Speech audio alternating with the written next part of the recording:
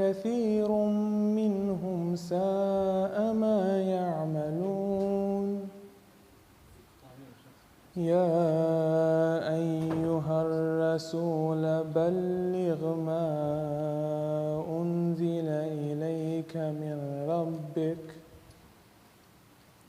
وإن لم تفعل فما بلغت رسالته والله يعصمك من الناس إن الله لا يهدي القوم الكافرين صدق الله العلي العظيم.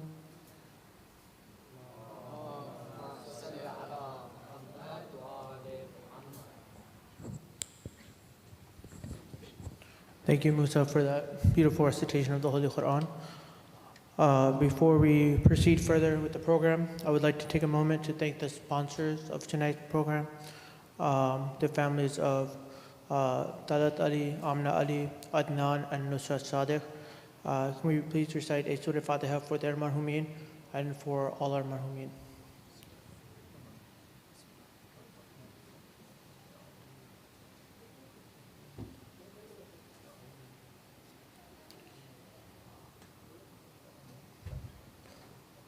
Also, a reminder, tonight during the speech portion of the program, there'll be a children's program upstairs for all children under the age of 10. So during the speech program, if your child's under 10, they can make their way upstairs. And if they're under 5, we would request the parents to be with them as well. Salawat. We'd now like to start the poetry portion of tonight's program. Our first poet we would like to invite is Sister Zahra Asya Hassan. Please come. Salawat.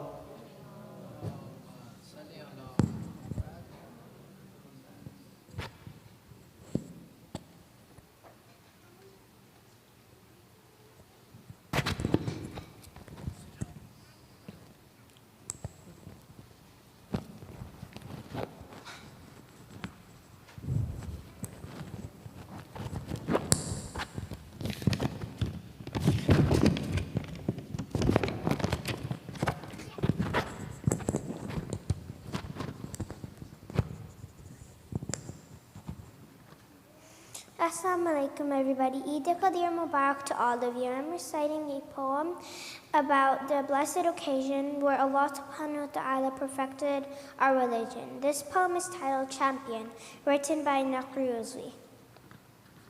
Salawat.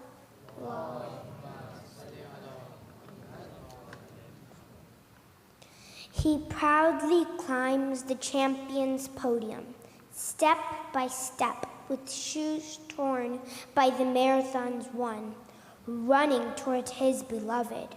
What makes a champion? What makes a champion? Each golden grain of sand kissing his feet as Abu Turab ascends from the earth towards the peak of his excellence. The Prophet receives him with open arms, wrapped around him like a golden medal. He glimmers under the golden spotlight of the sun, smiling. Suddenly, it becomes clear that Ali was not his name but his designation. Ali was not his name but his destination. Raised above the rest upon a podium, made of sacrifice stacked on sacrifice, made from the wounds upon his chest, from rocks thrown towards Islam when it had no defenders, made from the desert tan calluses on his hands, building sanctuaries of love for the seekers, made from the sweat of digging wells to quench the thirst of broken and needy hearts, made from the bloodshed and blood poured defending the clear path from being covered, made from the rubbles and false idols he destroyed from our minds, made from the gushing wisdom imploring someone to relieve it, made from the rustle stiffening night-long whispered poetry for his beloved, made from melting away his self until he became the mirror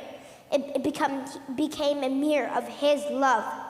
Champions are made and victory is earned.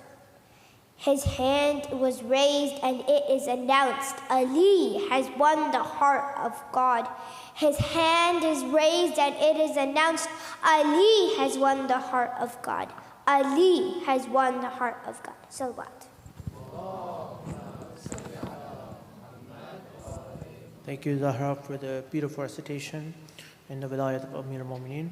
I would like now to invite our brother Taha Nabawi for a recitation of poetry. Salawat.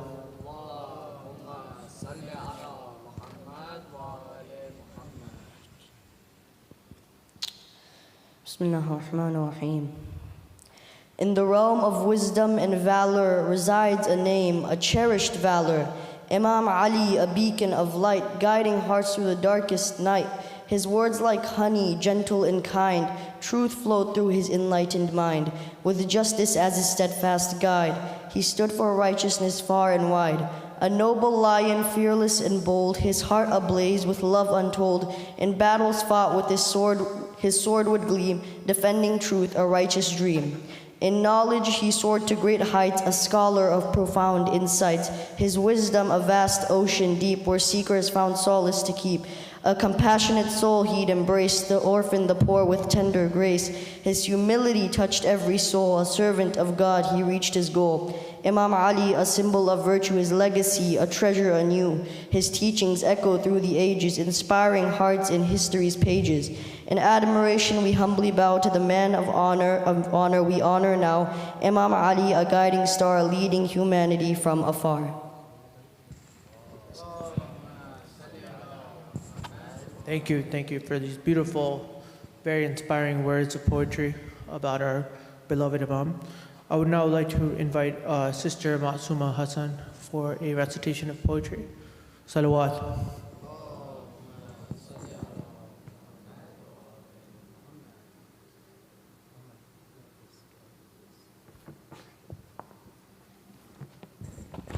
Salawat.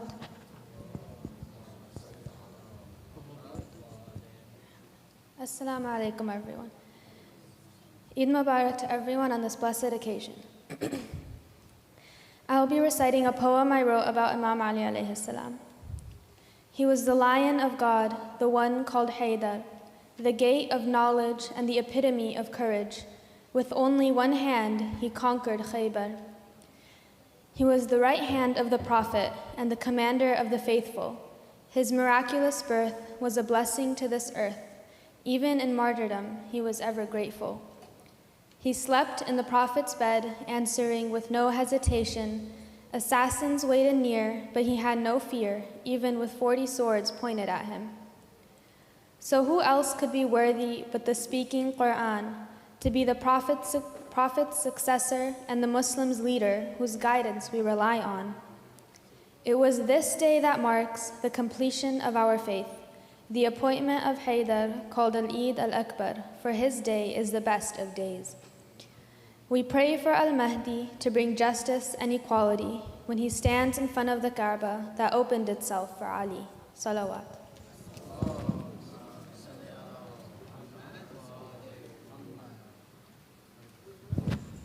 Thank you so much, sister.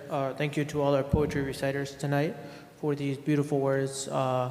As we know, saying any remembrance of Amir al-Mu'mineen and his walaya is ibadah, and partaking in listening to that is also ibadah. And so we thank them for giving us that opportunity. Salawat. Allahumma salli ala Muhammad wa ali Muhammad. A few announcements before we proceed with the Nasheed portion of our program. As we know, Muharram is approaching, and the English Programming Committee wanted to send a message out to anyone who's interested in volunteering to please reach out to anyone from the committee, including myself, Brother Asad, Sister Natasha, Sister Rizwana, if they would like to sign up to recite Quran, Ziyat Ashura, any Nohas, or any other portion of the program. We would love to include new participation this year. Also, for volunteer opportunities, we also are looking forward to individuals joining the AV team. Brother Mohsen Nadeem we will be meeting with interested individuals today after the program, after Salat.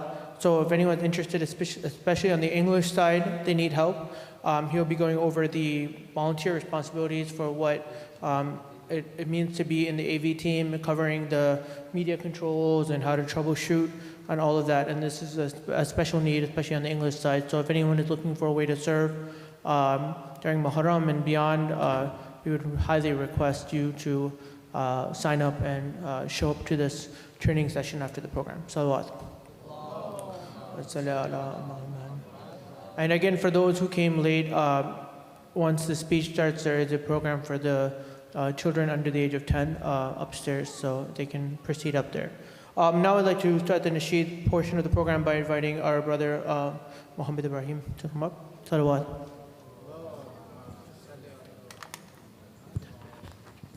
Salawat.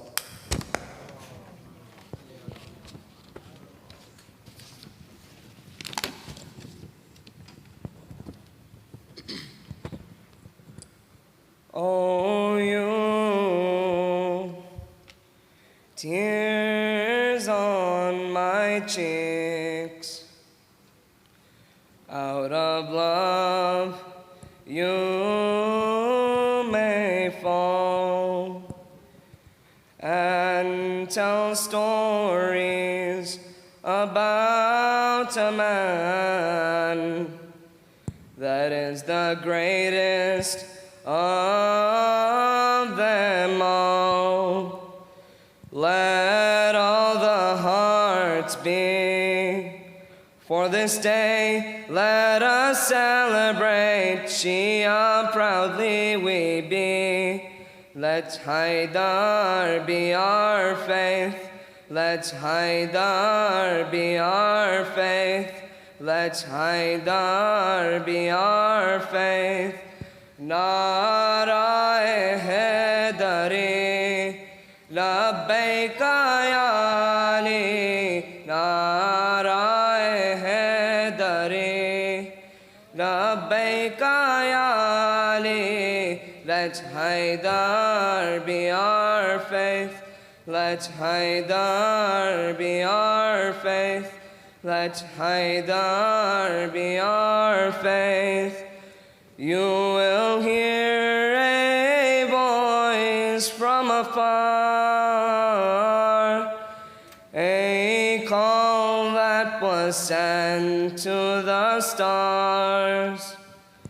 No man was created like Ali.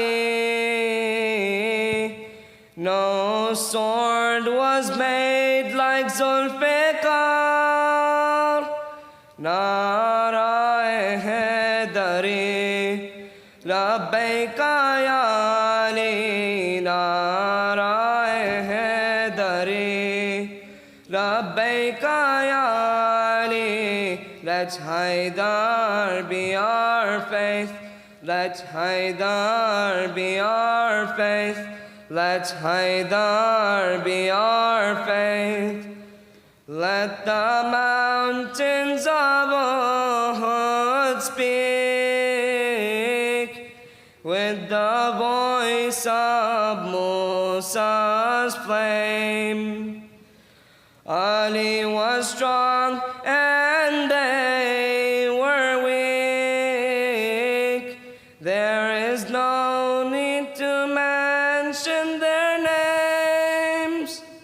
Narae Haidari, Labbaika ya Ali. Narae Haidari, Labbaika ya Ali. Let Haidar be our faith. Let Haidar be our faith. Let Haidar be our faith. Like Sulayman, he had a kingdom, origin of where knowledge came from. In the night, he would feed the poor. Out of him emanated so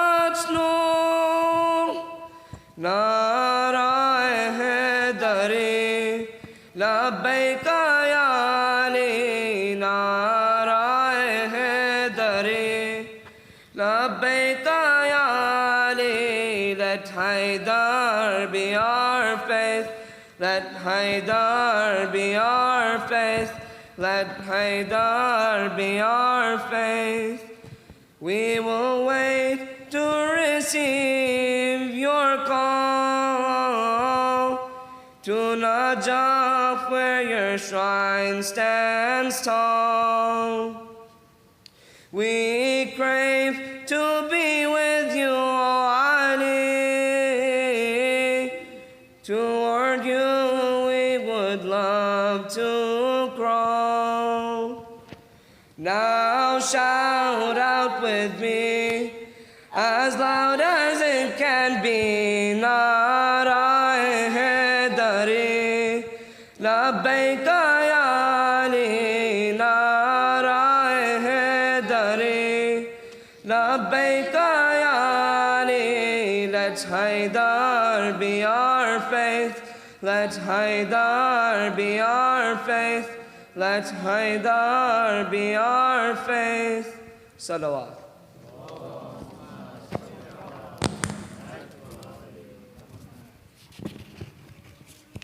Amir al-Mu'minin, Ya Shahe Mardan, Ya Shahe Mardan, Ya Shahe Mardan. For Haqq and Batil, you are the Mizan, you are the Mizan, Mawla Ali Jan. Ali, you are the one no one could assail, the selfless warrior history shall hail, the one for who the Lord sent al-Zulfiqar, the one who Mustafa titled al-Qarar, the one who Mustafa titled al-Qarar, Mawla Ali Jan. Amir al-Mu'minin, Ya Shahe Mardan, Ya Shahe Mardan, Ya Shahe Mardan. For Haqq and Batil, you are the Mizan, you are the Mizan, Mawla Ali Jan. Your mother Fatima, she named you Haidar, and like a lion you won Khandaq Khaybar. Shabe Hijrat we see you as Murtada, Ghadir we hear Man Kuntu Mawla, Ghadir we hear Man Kuntu Mawla, Mawla Ali Jan, Mawla Ali Jan. Amir al-Mu'minin, Ya Shahe Mardan, Ya Shahe Mardan, Ya Shahe Mardan. For Haqq and Batil, you are the Mizan, you are the Mizan, Mawla Ali Jan. Your patience, piety, moral excellence,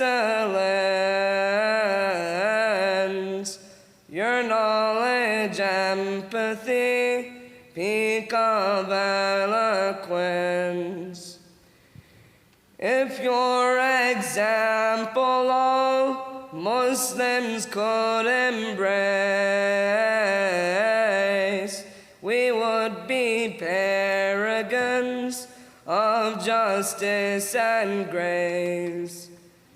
We would be paragons of justice and grace. Mawla Ali John, Mawla Ali John, Amir al-Mu'minin, Ya Shahe Mardan,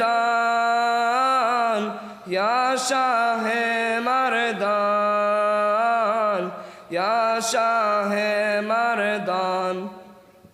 For haqq and batil, you are the mizan,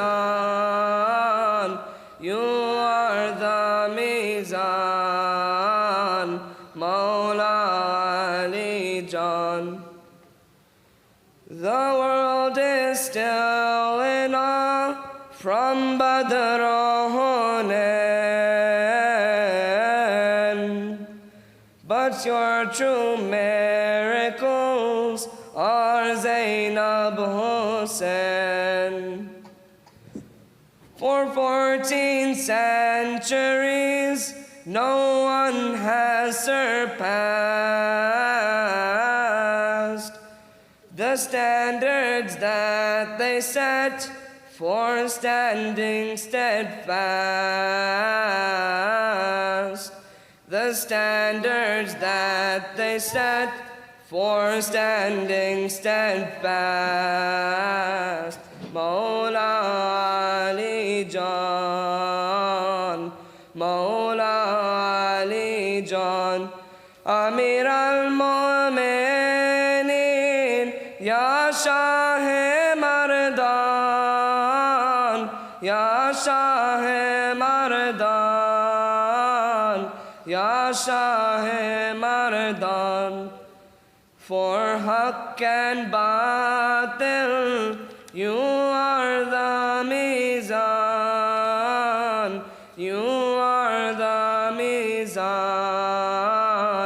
Mawla Ali John. Salawat.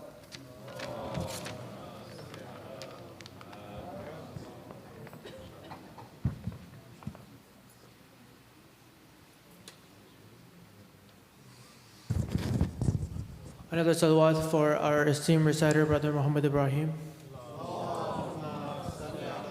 Muhammad wa Ali Muhammad wa Ajal Farjam. We thank him for reciting almost at every program and for delivering an encore for us today. We'd like to thank all our poetry reciters, all our Nasheed reciters.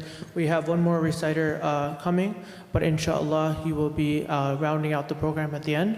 But before that, we would like to invite our esteemed scholar, Maulana Hujjatul Islam Sayyid Sulayman Hassan Abidi, to take the podium and give us his words of wisdom, salawat.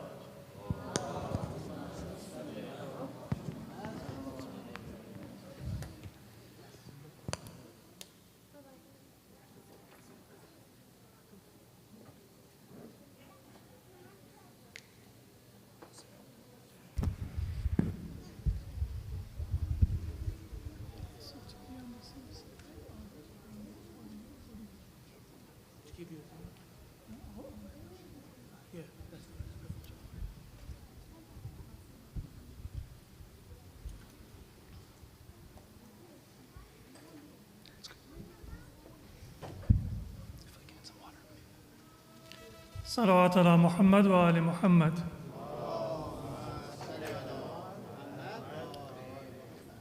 أعوذ بالله من الشيطان الرجيم. بسم الله الرحمن الرحيم. الحمد لله رب العالمين بارئ الخلائق أجمعين فاطر السماوات والأرضين والصلاة والسلام على سيدنا ونبينا أبي القاسم محمد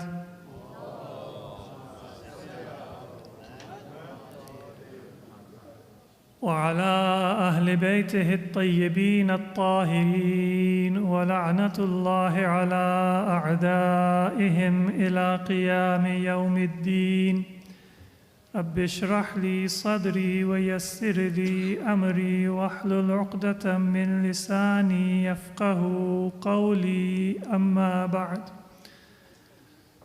فقد قال الله عز وجل في القرآن المجيد بسم الله الرحمن الرحيم ادع إلى سبيل ربك بالحكمة والموعظة الحسنة وجادلهم بالتي هي أحسن صلوا على محمد وآل محمد.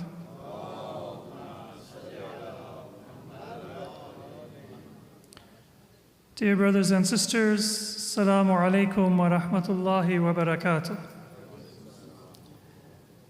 Today we are commemorating two of the most important events in the biography of our blessed Prophet Muhammad Mustafa sallallahu alayhi wa alih.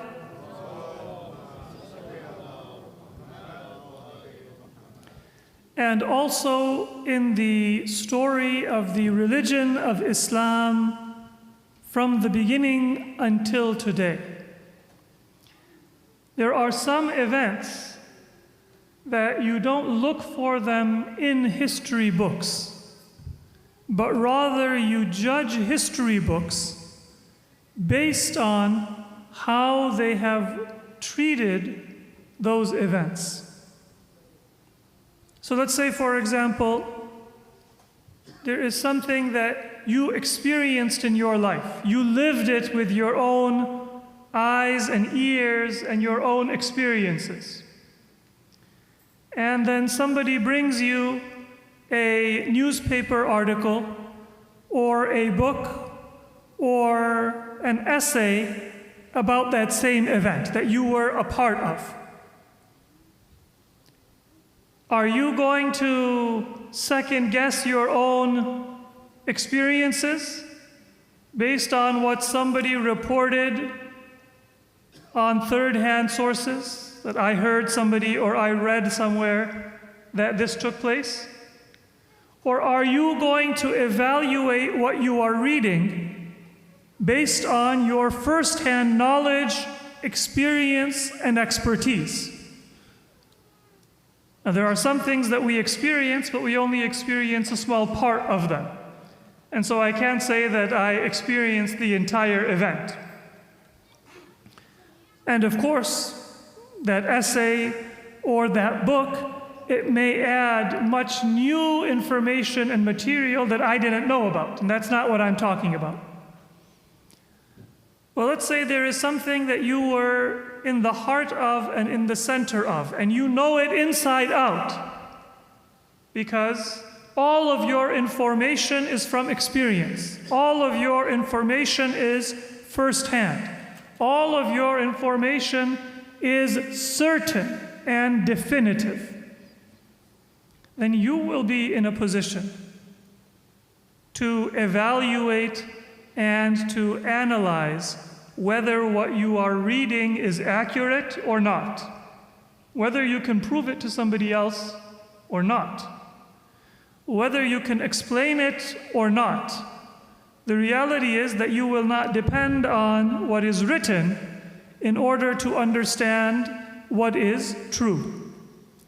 And in fact, if you have several different articles written by different people, then you will be able to evaluate and say, this one is more complete, this one is more accurate, this one is exaggerated. Why? Because you know and you experienced what actually took place. Now that's something that is kind of rare. If, for example, there was a major fire in my neighborhood and a building had to be evacuated, and I saw everything with my own eyes. Those kinds of very great events, they are few and far between, where we can compare our experience to multiple reports. But it is also true that even if I did not personally experience that great event or that terrible event, I know enough about it from various sources that I am still able to judge whether a book is accurate or inaccurate based on my knowledge. So let's say, for example, that somebody gives you a book about World War II. And maybe you're interested in World War II. You've read every book, seen every movie, watched every documentary, and you are an expert. And maybe you're not an expert and you don't care that much about it, but you have 2 eyes and 2 ears, and you live in this world, and so you know that World War II took place somewhere between 1939 and 1945, and it took place primarily in Europe, but there were battles in many different areas, and it involved multiple alliances and multiple countries. And so you have a general idea, even if you're not able to give all of the details because it's not an area of your expertise. You didn't live through the war, and you don't care that much about it to have looked at every source. But does that mean that if I give you a book about World War II, you have no way of knowing whether it is accurate or not? Let's say I give you a book about World War II, and you're no expert, but you look at the table of contents, and there is absolutely no mention of Japan. It's as if World War II took place, Japan was not a party to that war. There was no Asian Front, there was no Pearl Harbor, there was no Hiroshima and Nagasaki. It's completely absent. Are you able to say with confidence that that is not a good book or a complete book about World War II, or are you not able to say so? Do you have to have a PhD, credentials, expertise? No. You're able to say that I'm no expert and I don't claim to have knowledge which I don't have. But I can tell you that this book is not an accurate or a complete book about World War II, because from the information that I do know, one chapter of that war has to include the Asian Front and the involvement of Imperial Japan and the defeat of Japan in that war. So the same thing is true about Islamic history. Many people take a wrong perspective when it comes to Islamic history, and they say that let me find the hadith, let me find the sanad, let me find the evidence that this event took place in order for me to believe it. And because of that, they are chasing small pieces of information that did this happen like this or did this happen like that. And they lose sight of the reality and the importance of the event. And probably the most important and the most significant event where this has taken place is also the event that has the largest number of ahadith supporting that it did take place. And that is the proclamation of the authority and the wilaya of our first Imam Ali ibn Abi Talib alayhi salatu wassalam on the day of Ghadir Khum. Now, why did I give that explanation? Because a lot of people, they have that question, that is the hadith of Ghadir Khum sahih? is the hadith authentically narrated? Who are the figures in the chain of transmission, and can I verify what the Prophet said and what the Prophet meant? But when there is an incident that is narrated by 120 companions of Prophet Muhammad sallallahu alaihi wa alihi, sallu ala Muhammad,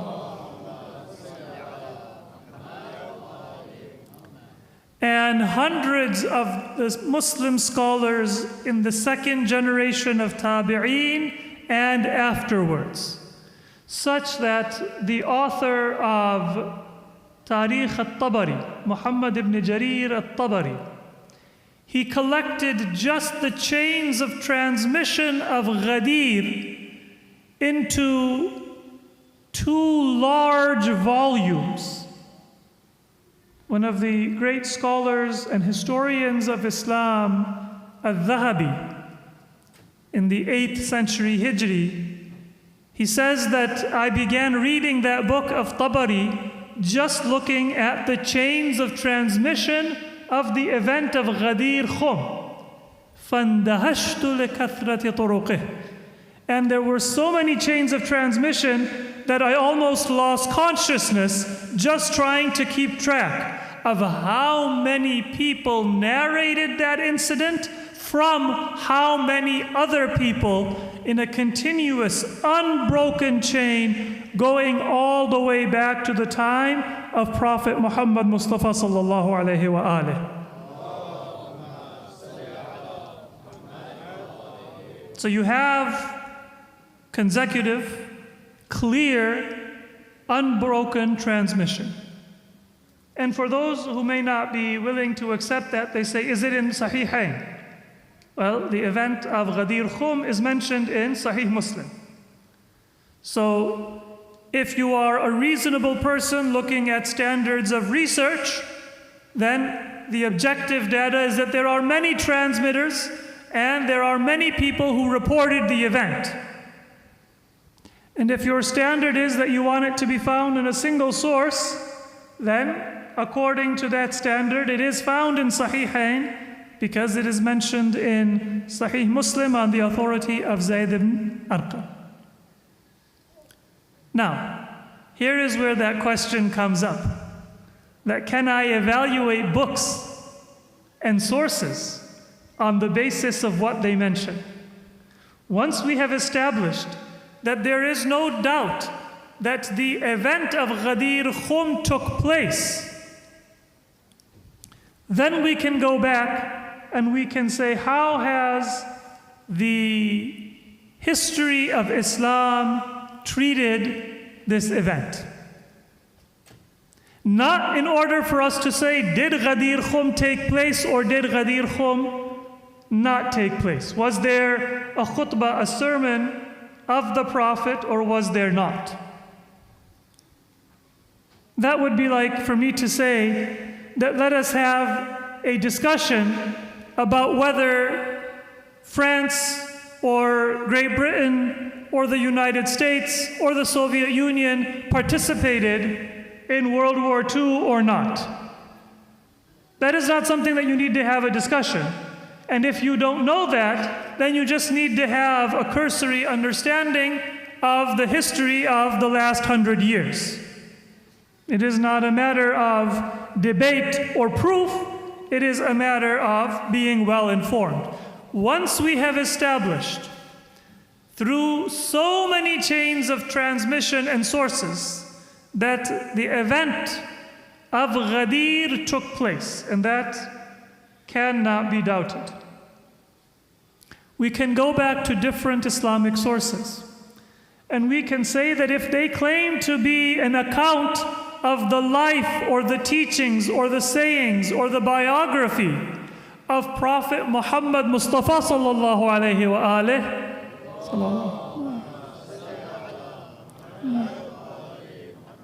then how do they treat Ghadir? And if Ghadir is marginal, or if Ghadir is missing, does that cast doubt on Ghadir? or does that cast doubt on the source? If I give you a biography of President Lincoln, but I don't mention in that biography that he was assassinated, you're not going to say, all of a sudden, I doubt. Maybe he lived a long life, died a natural death. You're going to say, take this biography away, the person doesn't know what they're talking about.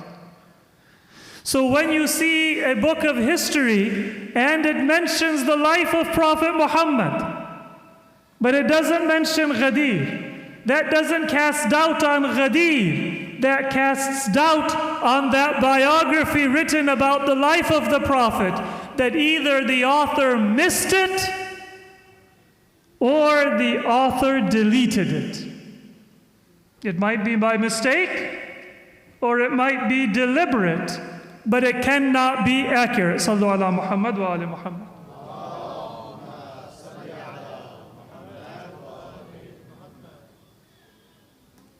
And by that standard, you will find that many biographies that have been written, famous biographies, and I won't name them, many books of hadith that are famous, that these are sahih, they are authentic.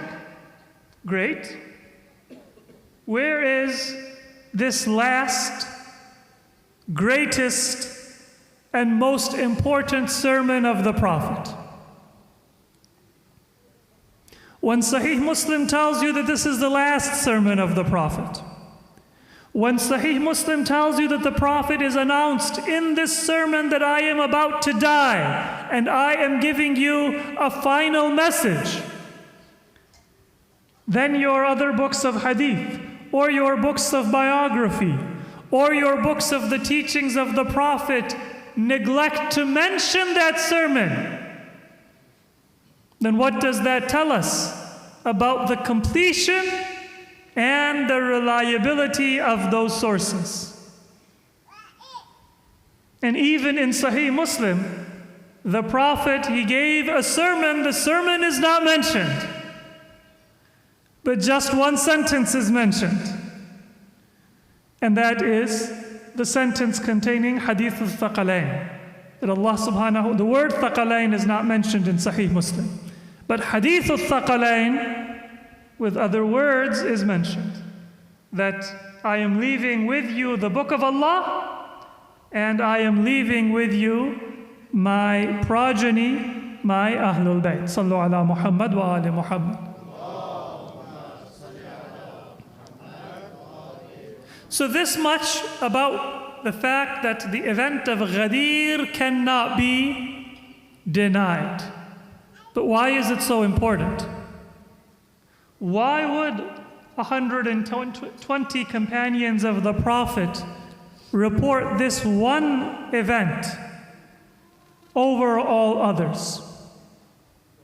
The importance of Ghadir is that it is the final building block in that beautiful structure of Islam. Islam is a complete building, and it is built by the Prophet brick by brick. And every brick is connected to every other brick. And the keystone, the completion, the fulfillment of that entire building, it is the proclamation of the Prophet in Ghadir. That this religion, it came from one source, from the creator of heaven and earth, Allah subhanahu wa ta'ala.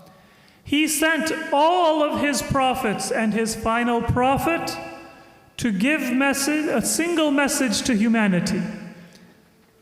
To worship one God, to obey Him, and because they are united in worship of one God, they are united with one purpose as humanity.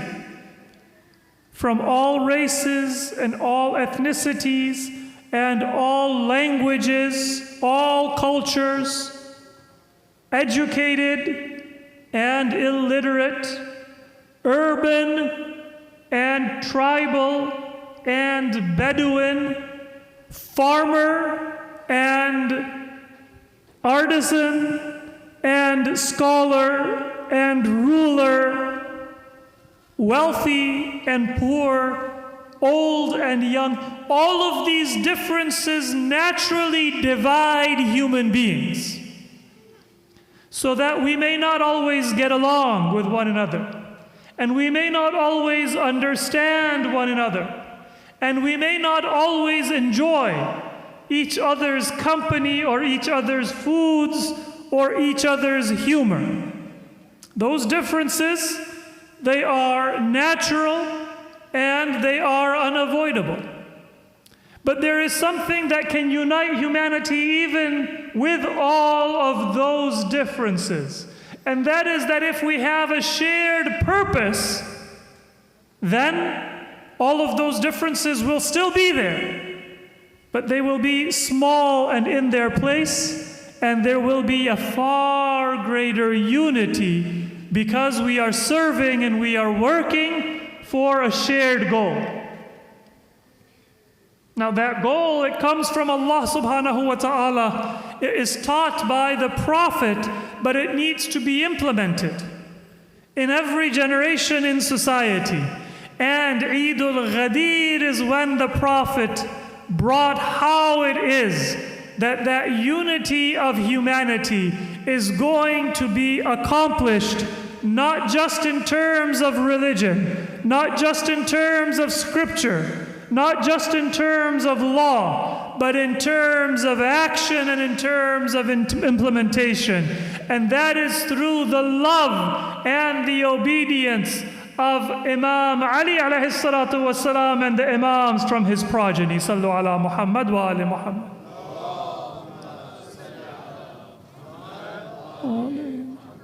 And so Ghadir is the completion of Islam.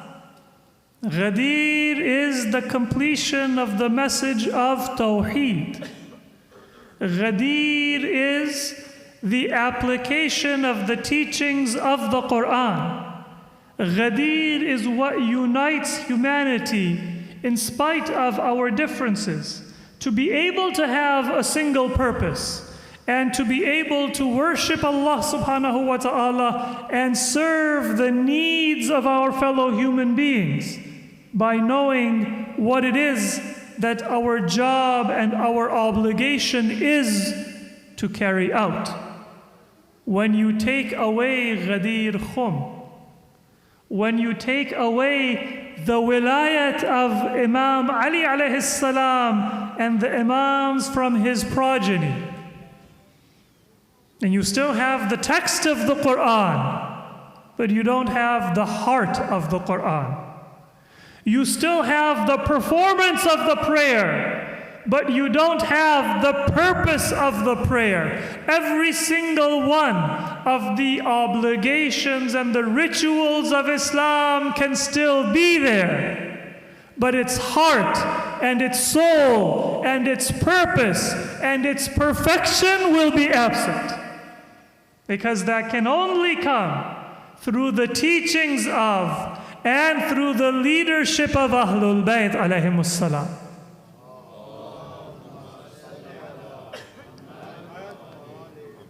And this brings us very beautifully to the second incident that we are commemorating today, which is known as Eid al-Mubahalah.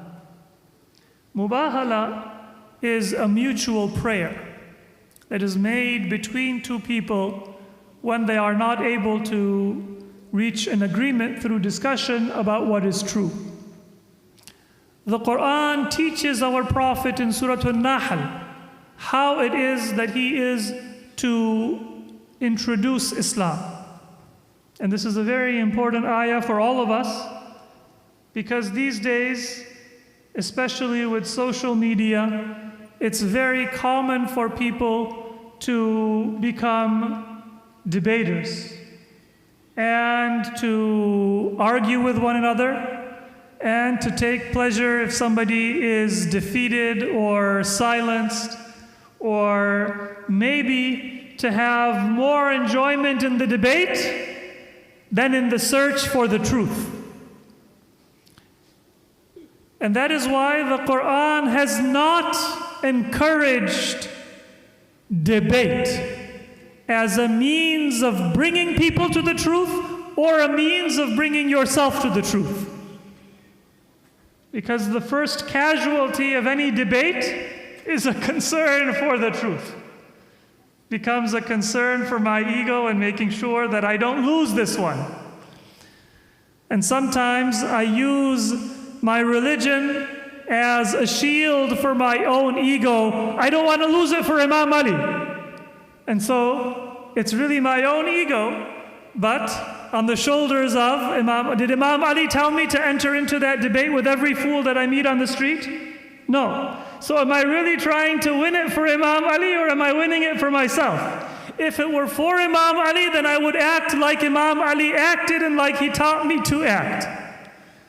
And if I'm doing it for myself, then I shouldn't put my own ego on the shoulders of Imam Ali and make it seem as if I am doing it for him. The Quran says, "Ud'u ila sabili rabbik." Call to the path of your Lord. O Messenger, you are to invite people. Bil hikmah. But use wisdom. Wisdom means that sometimes you don't preach, but rather you show. You live an example rather than describe what you want people to see. Wisdom means that you recognize that just like you want to win, the other person also wants to win. You want to win for the truth, but they want to win for their truth.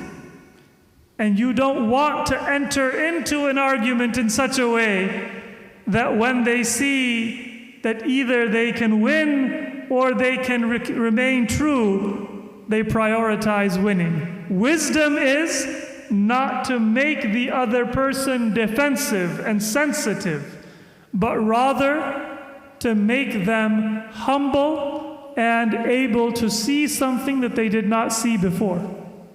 وَالْمَوْعِظَةِ الْحَسَنَةِ. So first you use wisdom, and then when you see the person is ready, then give them maw'idha, give them admonition. So guide, advise, but that comes second. Don't start with the maw'idha until you find that the person is willing to listen to you, and that will only come through hikmah, through wisdom. وَجَادِلْهُمْ بِالَّتِي هِيَ أَحْسَنُ. And then when you do argue, because sometimes there will be a need for argumentation, that person will come and say, all right, if this is the case, then why don't you believe this? All right, if you are right, why do you believe this? Now, you don't start with jidal, which is the argumentation and the debativeness. You start with hikmah. When you see they are willing, then you give them maw'idha. The very last thing is that when the need comes and the circumstance arises, then you do engage in jidal. وَجَادِلْهُمْ بِالَّتِي هِيَ أَحْسَنُ. But then you always make sure that it is a good debate for the truth. بِالَّتِي هِيَ أَحْسَنُ. The very best ethics of discussion, not just to win. And that is what we find illustrated by the Prophet in the event of Mubahalah. The story is that a delegation of the Christians from south of Arabia in a land called Najran, on the border between Hijaz and Yemen. They came with a delegation to understand Islam. So they came to Medina. Now, Hijaz was a city, or was a land that had some small cities and many Bedouins who lived in small clans wherever there was water in the desert. The small cities were Ta'if, Yathrib, Mecca. It was not a place with a long history of empires and governments and big buildings. But the Christians of Najran they were coming with all of the imperial history of Christianity. And so they came to Medina with their fancy clothes, their silk robes, their gold adornments and jewelry, and they came to debate with the Prophet. And the Prophet showed a lack of desire to debate with them in that state. This was also hikmah. This was not arrogance. This was the wisdom of the Prophet, because they were Christians. And the Christians said they were followers of who? Isa ibn Maryam alayhi salam. Prophet Isa alayhi salam. They didn't call him Prophet Isa, we call him Prophet Isa. But they knew that he lived a simple life. And yet their imperial culture was filled with the habits, the clothing, the decoration of kings, and not of the prophets. And so, from that initial interaction, Prophet Muhammad Mustafa sallallahu alayhi wa alihi,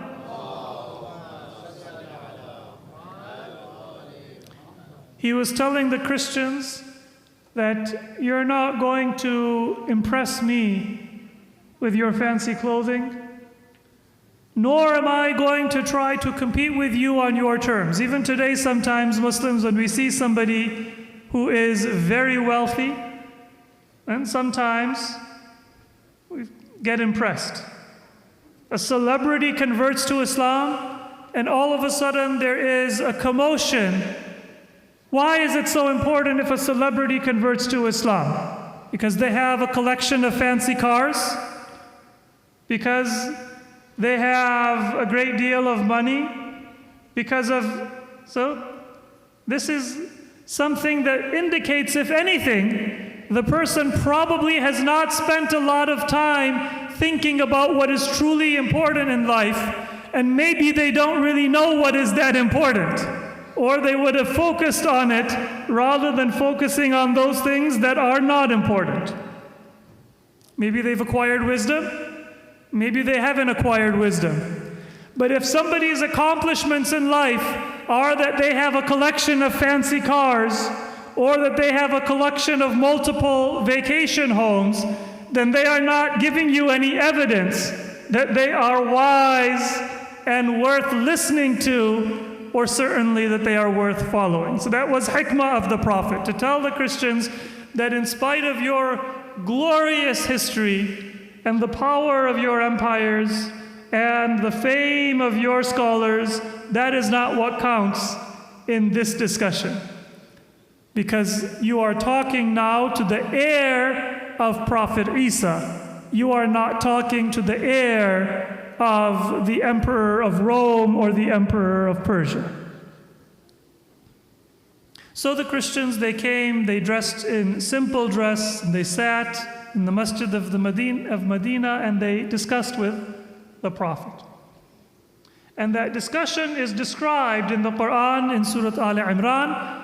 Long story short, the discussion did not come to a conclusion. The Prophet presented his point, and the Christians presented their point. And neither was the Prophet going to accept that Isa was the Son of God, nor were the Christians willing to accept that he was a human being sent by God. Now what do you do here? You reach a point in the discussion where you are not going forward. Many of us, we may have experienced this. And what naturally happens is you want to find one more book, one more source. You want to give one more argument. Sometimes now you might get flustered. You might even start interrupting the other person because you just want to make them see. And that is not how it works. And the Quran gives that instruction to the Prophet. Bismillahir Rahmanir Rahim. فَمَنْ حَاجَّكَ فِيهِ مِنْ بَعْدِ مَا جَاءَكَ مِنَ الْعِلْمِ فَقُلْ تَعَالَوْا نَدْعُ أَبْنَاءَنَا وَأَبْنَاءَكُمْ وَنِسَاءَنَا وَنِسَاءَكُمْ وَأَنفُسَنَا وَأَنفُسَكُمْ ثُمَّ نَبْتَهِلْ فَنَجْعَلْ لَعْنَةَ اللَّهِ عَلَى الْكَاذِبِينَ. There comes a time when you close that discussion and say, I've said my point, and I'm not going to just turn myself blue by repeating myself. And you've said your point, and I don't need to hear it again. Now we turn to Allah subhanahu wa ta'ala to provide guidance. And then how did the Prophet illustrate his message?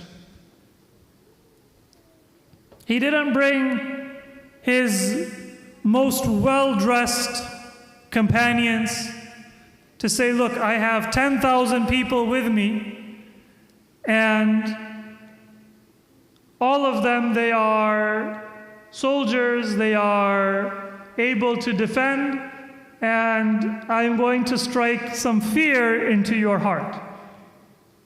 Just a few months ago, the Prophet had conquered Mecca with 10,000 soldiers. And after that, the city of Ta'if, the tribe of Hawazin, and many other tribes had also entered into Islam. So if the Prophet had conquered Mecca with 10,000, now he could have brought 20,000 people to the Christians of Najran and say, here is my proof. After all, the Christians of Najran were in his city. And among the companions of the Prophet, there were scholars, there were learned men, there were many people. The Quran says, bring. Ta'alaw nad'u abna'ana wa abna'akum wa nisa'ana wa nisa'akum wa anfusana wa anfusakum. It's plural. But the Prophet, he brought one, Ali ibn Abi Talib alayhi salatu wassalam. And that was the self of the Prophet. He brought one, Fatimah al-Zahra salamullahi alayha. And that was the women of the Prophet. And he brought two, Imam Hassan and Imam Hussein, and that was the offspring of the Muslims, or the offspring of the Prophet. And those 5 people, the Prophet and 4 members of his family, 2 of whom were young boys, they came and they stood before the Christians, and they said that we are ready to pray to Allah subhanahu wa ta'ala to demonstrate the truth of our message and our scripture. If you wish, then we can embark on that prayer. And the Christians did not accept the argumentation, but they saw the purity of the faces of the Prophet and Imam Ali and Fatimah al-Zahra and Imam Hassan and Imam Hussein alayhimus salam. And they said that we will not debate and we will not pray against you, but rather we will enter into a peace treaty and we will accept your rule and your authority if we can worship in freedom. And the Prophet said that I have not come to compromise your freedom. You will have the right to worship and to live as citizens of society so long as you wish to do so. So that is the beautiful event and the message of Mubahalah, which teaches us how to debate with wisdom and honor, and it emphasizes the elevated rank of Muhammad wa ali Muhammad alayhimus salatu wassalam.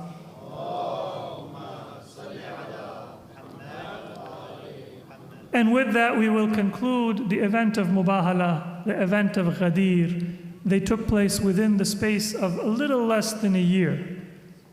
Mubahalah took place in the 9th year of Dhul Hijjah, in the year of delegations, Sanatul Wufud. And Ghadir took place almost a year later, in the 10th year of Hijrah, just before the death of the Prophet. Both of those events pointed the Muslims towards the centrality of Ahlul Bayt. Many Muslims neglected that message. In just a few short weeks in Muharram, we will remember the sacrifices of Ahlul Bayt and the suffering of Ahlul Bayt. But today is a day for us to thank Allah, to rejoice that whoever may have forgotten, we have not forgotten. And whoever may not know, we know that the identity of Islam, the triumph of Islam, and the heart of Islam, it is through our devotion to and our following of the family of the Prophet. From the first Imam, Imam Ali ibn Abi Talib, who was appointed on the day of Ghadir, to our final Imam, Imam Mahdi alayhi salatu wassalam, whose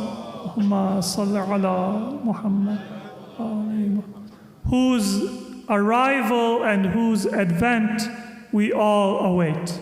For the reappearance of the Imam of our time, and for all of us to be among his followers, please recite one loud and final salawat ala Muhammad wa ali Muhammad.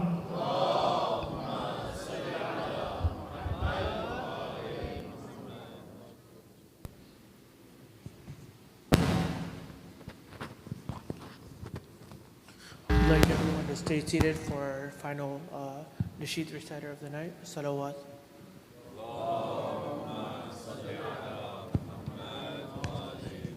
Another loud salawat ala Muhammad wa ali Muhammad.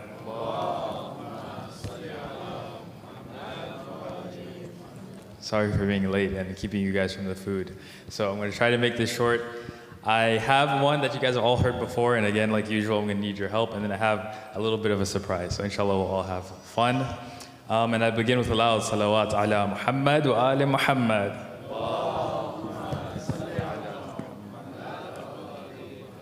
So again, you guys have all heard this before. You know your job is Ali, all right? Our guide is Ali, our path is Mawla Ali, Mawla Ali. Our guide is, our path is Mawla Ali, Mawla Ali. Our guide is Ali, our path is Ali.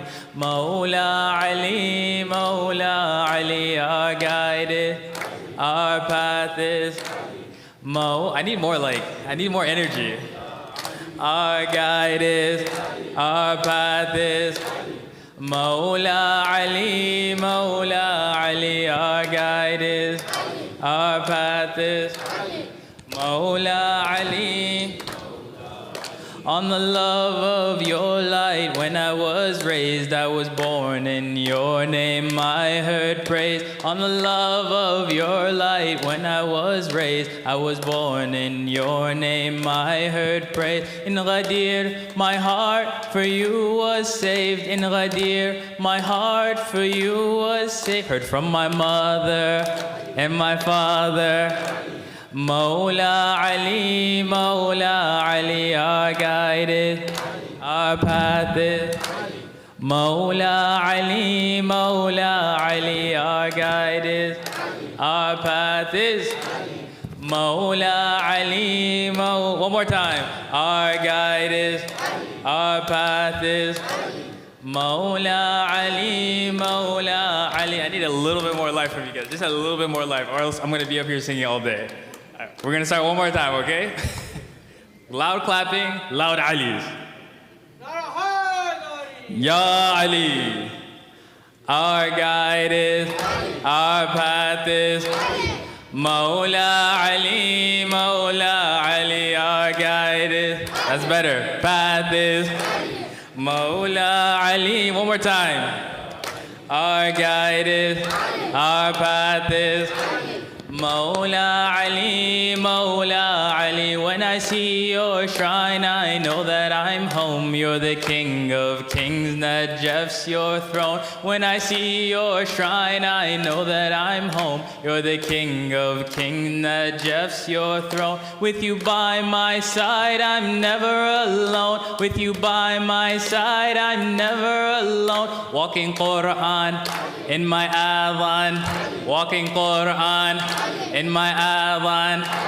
Mawla Ali, Mawla Ali. Our guide is, our path is Mawla Ali, Mawla Ali. Our guide is, our path is Mawla Ali, Mawla Ali. All our hearts your love struggle to contain, to describe your worth. Words can't explain. All our hearts, your love struggle to contain, to describe your worth. Words can't explain. Your mercy, we seek Abul Hassanain. Your mercy, we seek Abul Hassanain. Huwa Khaybar, only Haydar.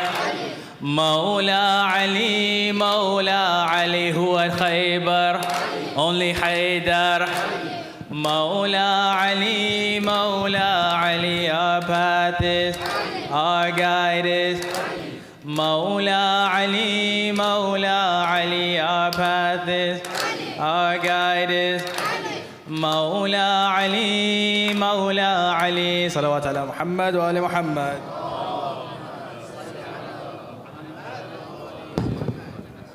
So I promise I'm almost done. I promise I'm almost done, but I'm gonna need your help on one more thing. This one, most of you, or some of you probably know this, and I just need I'm gonna need your help again, okay? So I'm gonna say 3 cues, and then you're gonna help me. This should be easy. So I'm gonna say bi'azamatika, you guys are gonna say Ya Allah. Binabuwatika, Ya Muhammad. Biwalayatika, and then we're just gonna say Ali, Ali, Ali, like that, just like that, okay? And I'm gonna show you, I'm gonna practice one time so you can hear how it sounds. Bi'azamatika ya Allah, binubuwatika ya Muhammad, biwilayatika Ali, Ali, Ali, Ali. Okay. And you guys are gonna have to clap again, so. نادى علي يا مظهر العجائب نادى علي يا مظهر العجائب تجده عونا لك في نوائب كل هم وغم سينجلي كل هم وغم سينجلي بعظمتك بنبوتك يا محمد بولايتك علي علي علي علي نادى علي يا مظهر العجائب نادى علي يا مظهر العجائب تجده عونا لك في النواعب كل هم وغم سينجلي كل هم وغم سينجلي بعظمتك louder بعظمتك بنبوتك يا محمد بولايتك علي علي علي علي علي علي علي علي علي بعظمتك بنبوتك بولايتك علي علي علي علي علي نادى علي نادى علي يا علي باد بمن داد علي نادى علي يا علي دستم و امداد علي باد بمن داد علي در دلم افتاد علي در دلم افتاد علي در دلم افتاد علي مست علی مست علی دائم و پیوست علی. Gotta be louder claps, guys. Louder claps. Here we go. Here we go. نادى علي یاد علی دستم و امداد علی باده به من داد علی در دلم افتاد علی مست علی مست علی مست علی مست علی دائم و پیوست علی دائم و پیوست علی دست علی دست خداست چشم منو دست علی راه علی ماه علی ماه علی راه علی علی یا علی دل علی I lost my place Ali keep clapping where am I there we go Yar Ali Dildar Ali Notes all over the place. Yar Ali, Dildar Ali, Haydar Karrar Ali, Haydar Karrar Ali. Salawat ala Muhammad wa ali Muhammad. Allahumma salli ala Muhammad wa ali Muhammad.